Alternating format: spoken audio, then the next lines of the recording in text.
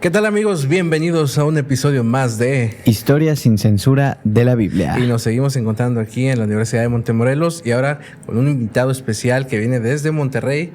Ismael, mucho gusto en conocerte. Igualmente. Gracias por estar aquí. Igualmente a los dos. Qué privilegio ahora tener la oportunidad de compartir con ustedes esta experiencia. No, hombre, el gusto es nuestro. La verdad nos sentimos contentos y esperemos que esta historia, esta invitación pueda ser increíble. Increíble. Así es. Ismael, cuéntanos un poco de ti para conocernos.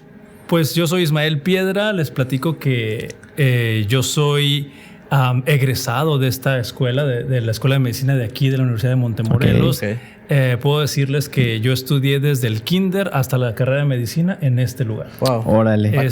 Posteriormente, fui a Monterrey a hacer mi especialidad. Actualmente soy pediatra. Okay. Y Doctor. también soy profesor en la Escuela de Medicina del Tecnológico de Monterrey. Es mi trabajo actual. Perfectísimo. Excelente. Por ahí me comentabas algo que también has estado en radio. Así es. Tengo algunos años de experiencia haciendo radio. Tengo 3 programas de radio.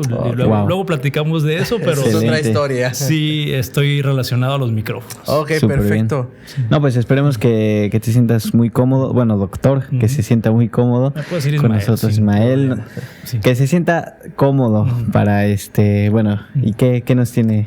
Pues preparado? Yo les tengo una pregunta para arrancar la conversación el día de hoy. A ver. Quiero preguntarles si recuerdan, porque este programa siempre empieza con una historia de la Biblia. Sí, es correcto. Y a lo mejor ahorita vamos a hablar más de una, pero quiero preguntarles si ustedes recuerdan algún personaje de la Biblia que haya sido adoptado. A lo mejor estoy poniendo en aprietos. Pues a lo mejor ¿te surge Moisés, sí, claro, Moisés, sí. José, a lo mejor. No. Porque aunque fue vendido como esclavo, bueno, no, digamos que no estuvo en un contexto como hijo. Ok, pero como tal, de que alguien lo haya adoptado. Les voy a dar otra historia. ¿Se acuerdan de la reina Esther? Sí, claro. Nunca se habla de sus papás, No, estaba con su tío. ¿no? Entonces Exacto. se intuye ahí una relación adoptiva. Y también a lo mejor ubicarán al hijo de Jonatán, que el rey David recogió o integró, Mefiboset. Mefiboset, sí, Mefiboset, que pues aparentemente se había quedado sin familia, tenía una discapacidad, vamos a hablar en términos técnicos, y el rey David también lo integró a su familia. Perfecto. Sí. Ok, entonces hay varias historias en la Biblia que hablan sobre adopción. Exactamente. Wow. Y esto que les platico, la historia realmente no narra mucho la adopción, sino habla de la historia del personaje y cómo llegó a la familia y qué hizo o cómo se vinculó con los grandes personajes de la Biblia. Sin embargo, lo que quiero llevarlos a ustedes el día de hoy es a reflexionar un poquito sobre ese acto de incluir a tu familia, a alguien que no es de tu genética o de tu fruto de tu vientre, de tu sangre. Y que lo empiezas a integrar a tu familia y le das un lugar de hijo. Órale. Wow.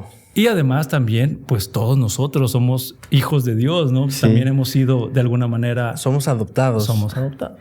Uno pensaría que esa palabra adopción es como, digamos, en cierto punto negativo, como discriminatorio, como, bueno, no discriminado, pero sí en cierto punto, ¿no? Sí. Decir, ay, es el adoptado. Ahí les doy una pequeña historia antes de que entremos de lleno. Mis hermanos son güeritos, ojos verdes. Y pues siempre no llegaba el que faltaba que dijeran, ¿a poco son hermanos? ¿Y tú por qué saliste así? Pues yo moreno, ojos, pues cafés, cabello negro, ¿no? Y una vez en el transporte de la escuela, igual nos volvieron a hacer la pregunta y yo le dije, sí, pero pues es adoptado. Me refería a mi hermano. Entonces la del transporte se baja muy preocupada con mi mamá. Oiga, pues no sé cómo lo vaya a tomar, pero pues sí le quería preguntar, ¿a poco el güerito es adoptado? Y mi mamá, no, ¿cómo va a ser adoptado? O sea, ¿por qué le dijo? No, es que su hermano dijo, no, dice que va a ser adoptado. Sí. Y eso que, pues, o sea, yo sabía que era pues, mi hermano, pero llegaba a ser algo, pues, no sé, incómodo. El hecho de que, y eso que éramos de la misma familia. Yo creo que es tabú, a veces es un tabú, aquí, al menos aquí en México. Así es. O sea, sí decimos, somos cristianos, amamos a todos, pero ya cuando se trata de tu familia o de alguien que está en tu familia y que dice, no, pues yo quiero adoptar a alguien, es como de, ¿pero por qué? O sea. Así es. Yo considero que nos falta mucha cultura de la adopción en nuestro país y como lo acabas de decir, tanto es un tabú o como es motivo de burla, señalamiento y discriminación, bullying y muchas otras cosas. Y creo que hoy que estamos en el siglo XXI, donde estamos casi siempre relacionándonos con respetar los derechos, respetar las minorías, los grupos vulnerables, creo que es importante que reflexionemos un poco más de ese tema y esa es una de las intenciones que tengo para platicar con ustedes porque a ustedes lo siguen muchas personas jóvenes. Entonces sembrar esa semillita en la mente de los jóvenes de hablar con más respeto, de abrirnos a conocer un poco más la experiencia, porque les puedo decir que las personas que tienen esa experiencia son, me refiero de haber sido separados de sus familias biológicas por diversos motivos. Hay historias de todo tipo. Algunas veces han sido algunas dificultades de los papás o a veces situaciones que obligaron a una persona a desprenderse de alguien tan valioso como es un hijo. Esas personitas sufren algunas consecuencias en su ser. Entonces, hay algunas, ¿cómo se puede llamar? Heridas o traumas que pueden tener las personas. Entonces, si además de ellos haber vivido eso, la sociedad los señala, se burla de ellos, les pone una etiqueta, o la misma familia que también empiezan a hacer competencias genéticas, ¿verdad? O biológicas. Entonces, es motivo de reflexionar. Y volviendo a la pregunta inicial de las historias de la Biblia, en la Biblia nos fomentan, o inclusive hay un versículo que está en Santiago 1:27, que inclusive dice el texto que practiquemos la verdadera religión, de que veamos por las viudas, por los huérfanos, en sus tribulaciones, en sus dificultades. Ahí está. Y yo lo que quiero decir que como sociedad o como iglesia, como hermanos en la fe, a veces las personas son más sensibles con las viudas, porque bueno, se le murió su esposo, pobrecita, está en un duelo, quedó indefensa, pero la palabra huérfanos como que nos pasa así de sin pena ni gloria. Que se vaya, dirían, como las películas lo pintan, no, pues que se vaya al orfanato. Exacto. Y es que ha de ser un choque de identidad o de falta de identidad a alguien que perdió a sus padres y que no los tiene y cómo se enfrenta a la sociedad. O sea, algo pasa ahí, ¿no? Y bueno, yo quiero compartirles a ustedes que es importante que como sociedad mexicana, como adventistas o como cristianos, como seres humanos simplemente en este mundo, debemos conocer que los niños, las niñas y los adolescentes tienen el derecho de vivir en familia. Es un derecho. Entonces, quiero hacer una aclaración. Ahorita que mencionaste los orfanatos, casas hogar o albergues, que son instituciones que dedican sus esfuerzos para que se protejan a esos niños de las dificultades que hayan tenido anteriormente, ¿verdad? Que no estén solos. Pues. Sin embargo, no estoy hablando más de las instituciones. Es que bueno que se haga eso y qué bueno que existan. Pero nosotros como personas, individuos, ¿qué podemos hacer? El mejor lugar para que crezca un individuo, un ser humano, es en una familia. Claro. Definitivamente. Entonces, creo que con esta perspectiva de que hay un derecho, que debemos de conocerlo y tenemos que fomentar que se respete, les quiero decir a los dos que hay más de 30,000 niños esperando una familia en México. Aquí en México. Eso que las cifras están, digamos que no tan precisas, pero algunas cifras del DIF se estima que más de 30,000 niños están en esas instituciones esperando una familia. Oye, ¿y tú sabes qué tan fácil es la adopción aquí en México? Mira, esa es una muy buena pregunta porque en el tema de la adopción no pudiéramos utilizar la palabra fácil. Claro. Lo quiero comentar. Porque estarán de acuerdo conmigo de que ser papá nunca es fácil. Claro. O ser mamá nunca es fácil. Y ustedes pueden recordar todo lo que invirtieron de energía sus papás y mis papás y los papás de todos los que nos están viendo, ¿no?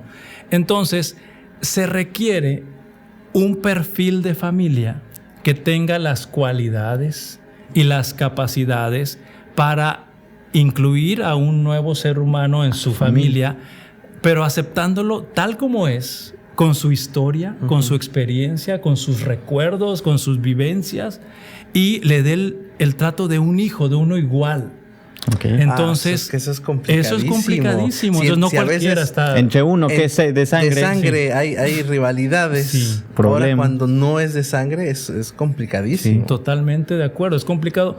Y por eso, volviendo a tu pregunta, utilizar la palabra fácil, pues no sé si sea la mejor palabra. Simplemente hay un proceso en el DIF, aquí en el Desarrollo Integral de la Familia, en el departamento que está en nuestro país, y tal vez haya otros parecidos en otros países que también nos pueden estar viendo ahorita. Hay instituciones que se dedican a evaluar a las familias o a las personas que quieren postularse para ser una familia adoptiva y restituirles ese derecho. Okay. Entonces tenemos que demostrar que tenemos una salud mental, que tenemos habilidades para enfrentar situaciones, tenemos habilidades parentales de disciplina, contención, apoyo emocional, ayudarle al hijo o a la hija a avanzar en sus dificultades, como lo hicieron nuestros papás, ¿verdad? Claro. A lo mejor sus papás nunca tomaron un curso, ¿verdad? Para ser papás. Pero en el terreno de la adopción sí se requiere una preparación extra, porque... Para proteger al niño. Sí, para protegerlo y para que el niño no repita la experiencia que ya tuvo. O sea, doble. El patrón, ¿no? Que traía. Claro, ok. Entonces, les comento otra cosa. Se ha estimado algunos estudios que han hecho que, como les dije, el mejor lugar para que una persona se desarrolle es una familia. Los niños que pasan años y años en una institución esperando la oportunidad de una familia, su desarrollo psicomotor por cada año que pasa se retrasa 3 meses. Y esto te lo digo como pediatra que soy. Sí. El desarrollo psicomotor es su habla, su caminar, sus habilidades finas, su aprendizaje. Y esto es porque en una institución pues están un montón de niños y niñas y bueno, todos a comer y todos al baño y todos a dormir, todos a jugar, están en bloque. Okay. En cambio, en familia eres tú y un núcleo pequeño, ¿verdad? Recibes un trato especializado. Sí. Cuando estás enfermito, pues te duermes con tu mamá o te cuidan, te apapachan, te cargan, te dan de comer. Eres tratado como un individuo. Exactamente. No entonces, como un grupo. Ajá. Exacto. Okay. Entonces, la familia es el mejor lugar para que un hijo o una hija crezca. Y bueno, ahí tenemos las historias, volviendo a las historias de la Biblia. Sí. Ahí está la reina Esther. Yo creo que si no hubiera estado con Mardoqueo, pues no hubiera llegado a ser reina, ¿verdad? Mardoqueo creo que fue el que le enseñó, ¿no? A creer en Dios, a tener ese respeto, ese valor. Y es lo que le ayuda en el futuro a la toma de decisiones. A la toma de decisiones. Sí, o sea que sí tiene mucho que ver, lo vemos, por ejemplo, hablando de Esther, cómo sí influye el núcleo familiar en el futuro del niño, ¿no? Porque yo he escuchado comentarios de que dicen, no, pues sí, conozco personas que no tuvieron papás o que fueron pobres, nacieron, se criaron por la calle y hoy en día son profesionistas. Pasa, ¿no? Sí pasa. Pero no es más probable. Y pasa, ¿no? Pero también es mucho mejor, yo considero, en las tomas de decisiones, que esos niños a lo mejor no tenían que pasar por esas situaciones si hubieran tenido a alguien para aconsejarlos. Totalmente. Y creo que ahorita con esta perspectiva que estamos compartiendo, ya podemos empezar a reflexionar antes de burlarnos, antes de hacer una broma o un señalamiento. Claro. Como que ya podamos empezar a abrir perspectiva. Claro. Tener empatía. Y tener más empatía y respeto. Sí, definitivamente. Algo que también les quiero decir que en nuestro país hay 2 modalidades que podemos postularnos para restituirles este derecho de los niños y niñas a vivir en familia. Y las 2 modalidades, la primera se llama acogimiento familiar. Esto se lo quiero explicar muy bien. A ver. El acogimiento familiar es una medida temporal donde tú como persona, porque no estamos hablando que la familia es papá y mamá, hijos, puede ser familia, una persona soltera o una persona... puede ser los abuelos incluso. Abuelos, tíos y familia, diferentes modelos de familia. Sí, exacto. Entonces, esta familia se postula para acogimiento familiar y esta es una medida temporal. Esta medida temporal significa que el niño o la niña va a estar en tu casa para que viva la experiencia familiar mientras su situación legal se resuelve. Y la situación legal que se va a resolver es que el DIF va a determinar si este niño o niña regresa con su familia biológica, ya que se restituyó, se rehabilitó y se terapió la situación que estaban enfrentando. El niño puede regresar a su familia biológica, y si no se pudo restablecer esa familia, ese niño puede ser dado en adopción. Entonces, en tu hogar está transitoriamente. Órale. Entonces, esta medida que a lo mejor muchos de ustedes ya empiezan a pensar de que qué raro, ¿no? Pero es mejor que esté en una familia en forma transitoria a que esté en una institución en forma transitoria. Oye, entonces eso me lleva una pregunta. ¿No crees que de repente pueda ser como un poquito traumático para el niño encariñarse con esa familia y después que ya no estuvo con una, con otra? Sin duda es difícil. Sin duda es difícil, pero lo que te quiero decir que no tiene pierde, digamos, o sea, se sigue siendo un saldo positivo, es que ese niño en esos meses o años que estuvo en la familia se sintió especial, se sintió importante, sus necesidades fueron satisfechas. Sí. O sea, tuvo todo eso. Insisto, en la institución pues es en bloque. Ajá. Sí. Entonces, no hay individualidad. Los niños necesitan también tener una figura de apego segura. Me refiero a alguien en quien confiar, alguien en quien vincularte afectivamente. En cambio, en las instituciones, no quiero dar tampoco la imagen de que es algo frío y tétrico, pero en las instituciones está el cuidador de la mañana, el cuidador de la tarde, el cuidador de la noche. Sí, no hay individualidad. No hay. Y está en rotación. No hay un apego. Exacto. ¿no? Entonces, una vinculación. Ellos necesitan una vinculación. Entonces, se prefiere esa vinculación en acogimiento familiar que es temporal, y luego van a pasar. Claro, hay duelos y hay situaciones que se van a resolver, pero la experiencia vivida nadie te la quita. Es como me recuerda a unos políticos cercanos aquí que hubo algo así en las noticias, que vieron a la mujer con un niño y después que no, y entonces fue criticada, pero también decían eso que... Sí, hablando de ese caso, sí, muchas cosas han salido de contexto. Sí, sin embargo, la intención básica es buena. La forma tal vez no sea tan buena. Claro, las redes sociales. La intención es la buena. Claro. Entonces, pero hay una base legal que es esta que permite. Se llama acogimiento familiar. Okay. Y bueno, la segunda opción es la adopción tradicional, la adopción donde después de que ese niño o niña o inclusive adolescente que ya no es posible regresar a su familia, ese niño o niña puede ser integrado a una familia ya adquiriendo los apellidos y todo el estatus legal de hijo. Wow, qué interesante. No, hombre, la verdad es de que algo que pasa mucho con este tipo de temas, y ya lo hemos hablado muchas veces aquí en el programa, cuando tuvimos a otra invitada hablando de que no podía embarazarse, ahí al contrario, hasta se le tiene un poco de miedo a hablar de ese tema. Y aquí es como, ay, eres adoptado, ay, no sé qué. Pero ahora viéndolo desde ese punto de vista, creo que sería muy bueno y sería muy interesante crear cierta conciencia en los más jóvenes, ¿no? Porque son como los que hoy en día les preguntas, ¿quieres hijos? Nah. Y no, pues, y yo tengo amigas, por ejemplo, de que me dicen, no, yo nunca quiero tener hijos, pero quiero adoptar. Pero a lo mejor lo dicen, pues así, pero no saben lo que conlleva. Yo te puedo decir que hay una idea de alguna manera romántica de la adopción. También, el otro extremo. Sí, es un extremo que pues también hablando del tema y visibilizando este tema, creo que se empieza a acomodar el concepto. Es que las personas piensan románticamente que ser papá es darle besos y abrazos a tu hijo todo el día, ¿no? Entonces, definitivamente, por la experiencia que todos tenemos con nuestros papás, claro, hay momentos así de pero cariño, no todo el tiempo. No todo el tiempo. Entonces, va a haber reglas, va a haber corrección, va a haber instrucción, va a haber dirección, va a haber oportunidades de diversión, relajamiento y entretenimiento, muchas cosas, ¿no? Sí. Pero por eso es importante que las familias o las personas que se quieran postular tanto para acogimiento y para adopción estén bien preparadas y demuestren sus capacidades. Wow. También otra cosa que me gustaría compartirles antes de que se nos acabe el tiempo, porque hay mucho para platicar de esto, es que curiosamente en nuestro país y en muchos otros países de Latinoamérica, las personas que piensan en adopción, ahorita que decías de tus amigos o amigas, lo hacen pensando en un bebé.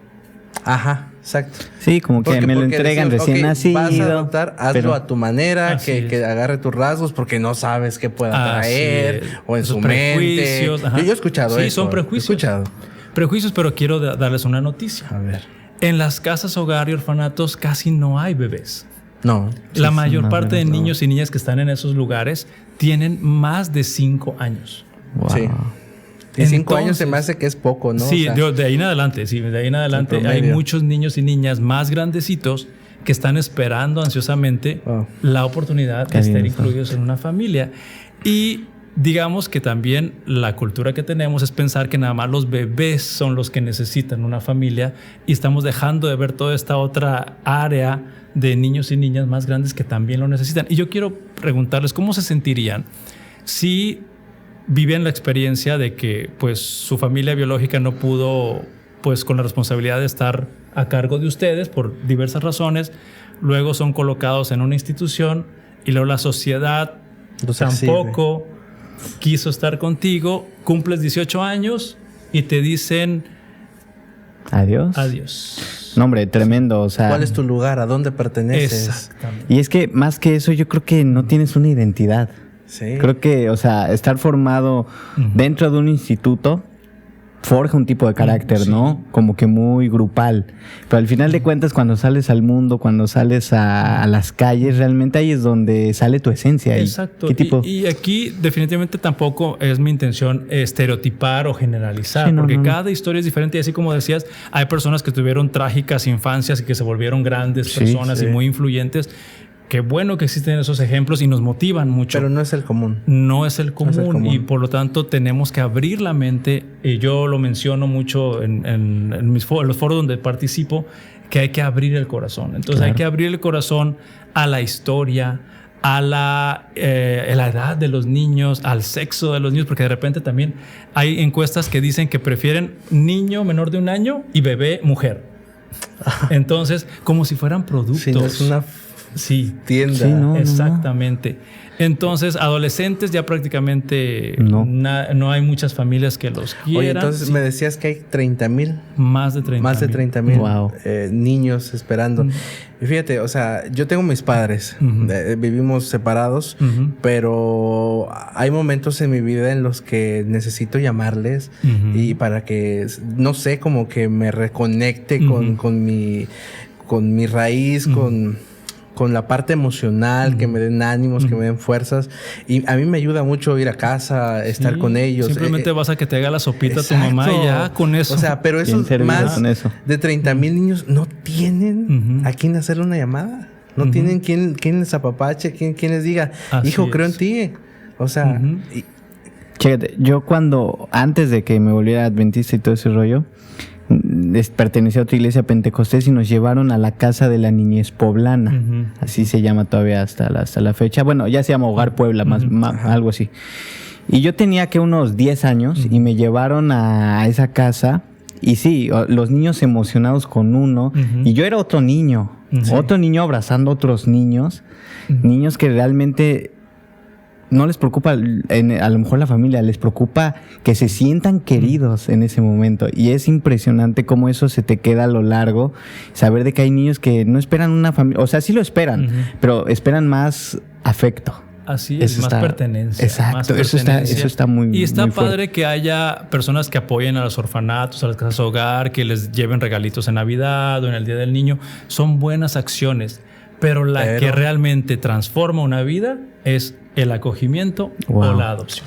Oye, pensando en eso, creo que como cristianos tenemos aún una mayor responsabilidad. Sí. Una, porque somos adoptados como hijos. O sea, Jesús dice, ustedes han sido adoptados. También y ahora son mis hermanos. Entonces nosotros somos llamados a ser como Él. Y el tener un corazón para adoptar a un niño, yo creo que es una de las mayores pruebas de amor. Y que está fuera de egoísmo. Totalmente. Y no es un acto de caridad, quisiera aclarar. No, es un acto de amor y del amor más grande que se puede demostrar. Creo que la persona que llega a adoptar tiene un corazón muy grande porque no es fácil. O sea, no es fácil si tú puedes tener un hijo y decir, ¿para qué voy a traer más niños al mundo? Si hay niños que necesitan amor, voy a despojarme de eso, de tus expectativas, sueños y demás cosas. Sí. Y decir, vamos a hacer un acto de amor y a agarrar un niño que, como tú decías, se romantiza, pero en la realidad puede ser que sí hay un choque cultural o de algo, y que el niño de repente diga, pues no me regañes, tú no eres mi papá. Sí, y va a suceder. Va a suceder. Ya me pasó también, pero eso lo enfrentas y te capacitas para enfrentar situaciones así. Y bueno, quiero decirles, antes de que se nos acabe el tiempo, porque yo sé que yo me agarro. No, está perfecto. Y los niños, que también me gustaría visibilizar, es que si ya hablamos que todo el mundo quiere un bebé, niña, ¿verdad? Menor de 1 año. Sí. A nadie le pasa por la cabeza a un niño o niña que tenga una discapacidad. Wow. O sea, si tienes una discapacidad y te separaron de tu familia biológica, las posibilidades de que alguien te adopte son muy, muy se van bajas. a cero casi. Otra situación es, enfermedades en general, discapacidades, y si son hermanos. Porque también cuando alguien piensa en una adopción, piensa en uno. Claro. Y de repente, si son 3 hermanitos, tratan de no separarlos. Sí. Entonces, sí, como dijiste ahorita, hay que demostrar esa capacidad de abrir el corazón, a veces bastante, para poderles recuperar ese derecho a los niños y niñas. ¿Tú has tenido una experiencia con la adopción? Sí, yo soy papá por adopción. Y mis 2 hijos fueron adoptados, perdón. Increíble. ¿Y cómo ha sido eso? ¿Cómo fue? Pues es una experiencia muy interesante. También te puedo decir que yo pasé por varias etapas de primero desconocer. Sí. También pasé por la etapa de haber romantizado el hecho de ser padre. Sí. Pero gracias a que el DIF te lleva de la mano por los procesos que a veces son duros, son dolorosos, porque abrir el corazón duele, Claro. Bajar a tu expectativa y bajar a lo que tú querías y lo que soñaste, más el duelo de la infertilidad, más muchas cosas que están sucediendo. Sí. El DIF tiene esos procesos, por eso las personas piensan que es difícil y que hay muchas trabas. Eso sí te puedo decir que como persona que ya pasó por ahí, me gustaría que hubiera procesos más eficientes. Sí, claro. Sí. Se puede perfeccionar se puede eficientizar el sistema. Pero sí el proceso tiene que llevar sus pasos, porque sí estoy convencido de que no cualquier persona que diga que quiere adoptar tiene las cualidades para hacerlo. Sí, definitivo. Y en la adopción, como en la paternidad, no hay divorcios. No es que, ya me divorcio de ti, córtala y ya no. No se puede. Es algo para toda la vida, porque si la cortas o si te arrepientes, el daño que haces es terrible. Sí. Peor. Wow. Fausto, ¿con qué te quedas? Pues no, hombre, es un tema larguísimo y yo quisiera seguir hablando porque me interesa mucho. Yo estoy joven y todavía no, pues a lo mejor no ha pasado por mi cabeza, pero si yo tuviera la oportunidad de poder hacerlo, encantado. Okay. No está hecho para todas las personas definitivamente, pero si Dios pone en el corazón de las personas hacerlo, yo con muchísimo gusto. Si yo fuera uno de esos niños, me encantaría pertenecer a un hogar. Así que empatizo mucho con eso. Wow. Ismael, ¿qué? Pues yo me quedo con hacer el llamado a todas las personas que lo siguen a ustedes, que son jóvenes y los que también no son tan jóvenes, que si tienen ese deseo, se capaciten, se preparen, toquen las puertas de los DIFs, y también hay muchas asociaciones que nos dedicamos a fomentar este tema. Wow, pues yo me quedo con que en la Biblia hay muchas experiencias. Yo el otro día buscando personajes adoptados me encontré con varios, entre ellos Moisés, y me doy cuenta que Dios no los olvida. Incluso hay historias, por ejemplo esa, que lo usa para sacar a su pueblo, y él prefiere dejar de ser llamado hijo del faraón para tener el linaje de Dios y a través de Dios ser todos una familia. Entonces sí es un llamado como al amor genuino, al amor de a de veras, ¿no?